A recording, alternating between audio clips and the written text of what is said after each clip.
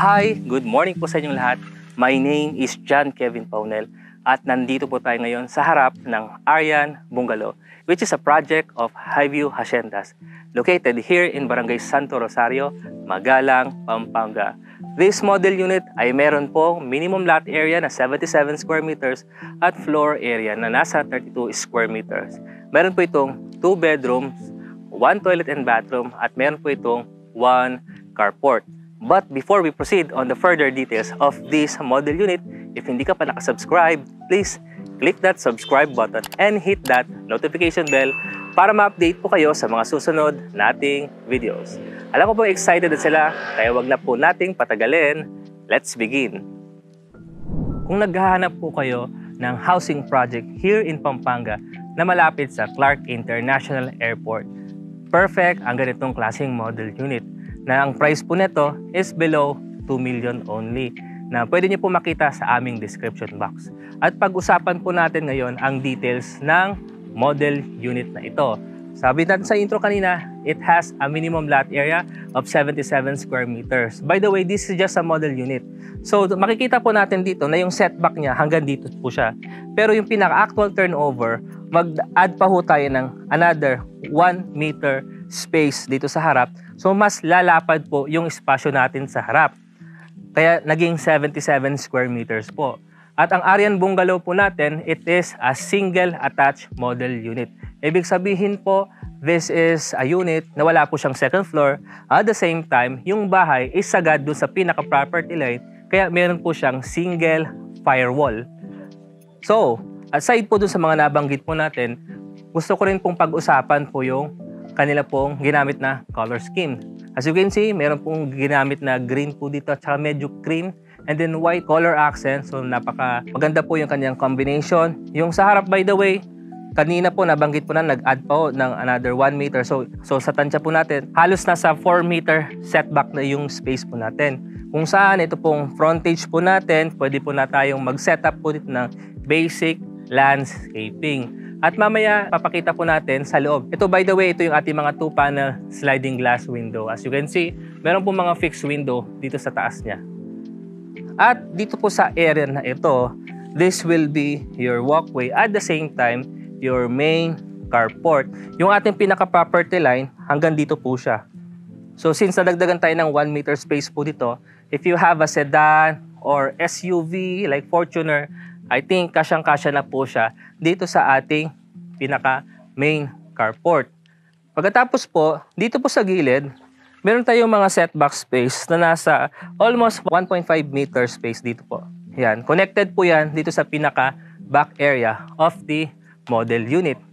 So, ayun po, napag-usapan na po natin yung exterior details of this model unit. And now, let's go inside upang ipakita po ang kanila pong interior space. Tara po.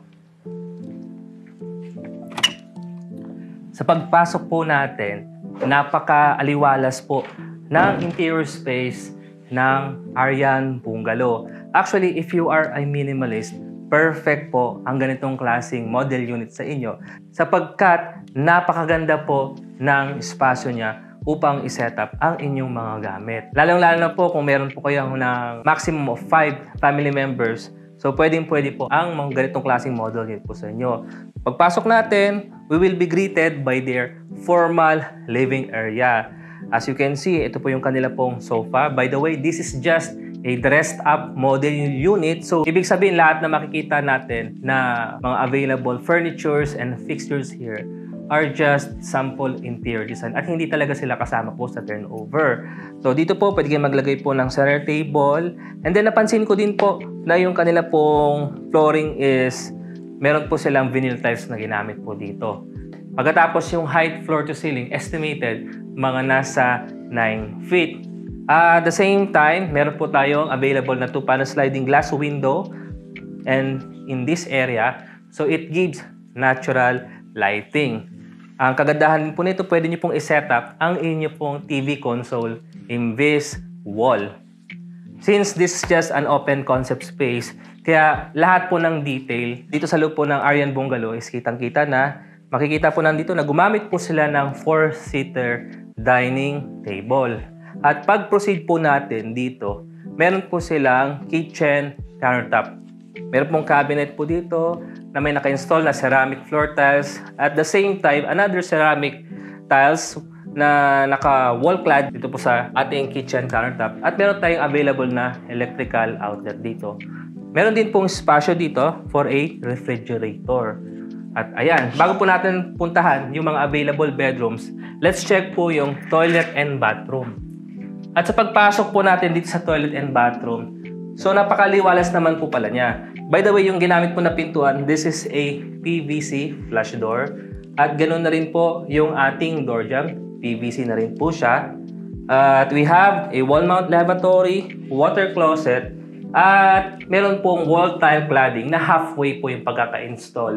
At the same time, elevator itong toilet area natin. At pagdating sa shower area, pababa po siya ng konti. We have this main drain, this faucet, at saka ito pong shower area po natin. Meron po tayong electrical outlet dito just in case na gusto niyo po magpa-install ng water heater. At meron din po tayong 2-panel sliding glass window dito sa tinuturo ko pong area na ito kung saan nagsisilbi na rin siyang air vents. At the same time, it gives natural lighting. At so proceed na ho tayo sa mga available bedrooms natin.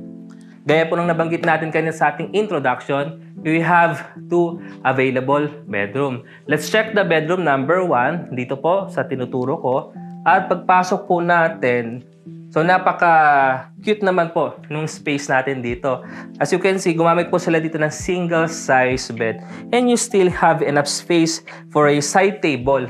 And even dito sa below the bed, meron pang mga nasa 1 meter space. Height floor to ceiling, kagaya po ng ating living area, estimated mga nasa 9 feet na rin. Meron po tayong 2-panel sliding glass window dito. Just in case po na meron pong magkapatid kayo na anak, so pwede kayong gumamit ng bunk beds dito. Double deck. Ayun. And then yung pintuan na ginamit po dito, so wood panel door po siya. Yung ating partition, so hindi po siya concrete. So, check naman po natin yung bedroom number 2. So, dito po sa bedroom number 2, the difference is medyo spacious itong area na ito. Perfect po ito sa mag-couple. Gumamit po sila dito ng double size bed, but still, pwede ka pang gumamit ng queen size bed kasi medyo malaki pa yung spasyo dito sa gilid. Halos 1 meter pa siya. And ganoon din naman dito sa below the bed frame, halos 1 meter space pa rin po siya. The height floor to ceiling, mga nasa 9 feet din po. So dito po, meron tayong available na 2-panel sliding glass window. Unlike dun sa kabila, isa lang yung window niya. Dito po, dalawa po yung available.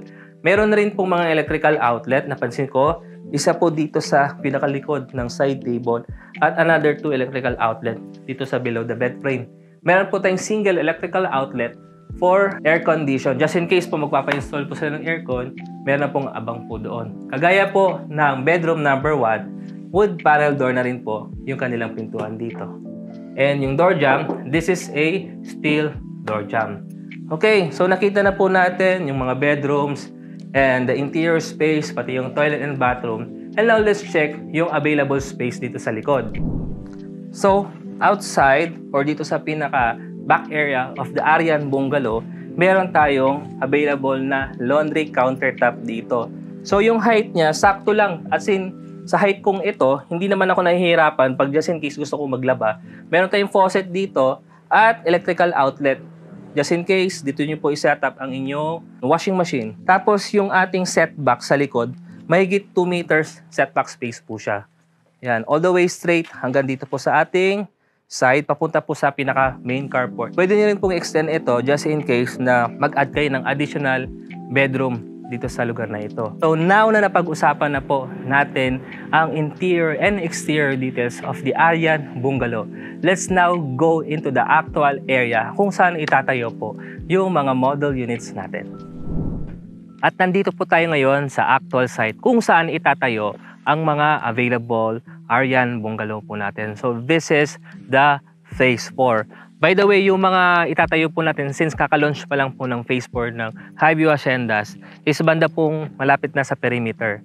So ang kagandahan naman po nun, of course, yung makakapag-avail as early as now is ma-avail nyo po siya sa pinakamababang price yung mga available Aryan bungalow po natin. So nakita na po natin yung mga available model units po natin which is the Aryan Bungalow. Ganun na rin po ang kanyang interior and exterior details. If may mga katanungan po kayo regarding this model unit, huwag po kayong mahihiya na mag-comment sa ating comment section. At ilalagay na rin po namin ang computation dito sa description box. And if you want to schedule a free site tripping, naka-indicate na po ang aming mobile numbers, WhatsApp, Viber, and email address. Ganun na rin po ang aming Facebook page. By the way, nakalimutan ko pong banggitin na yung mga amenities na available natin po dito. We have the basketball court and the function hall. Wala po silang swimming pool, pero I think enough na po iyon para at least ma-enjoy nyo po ang project na to.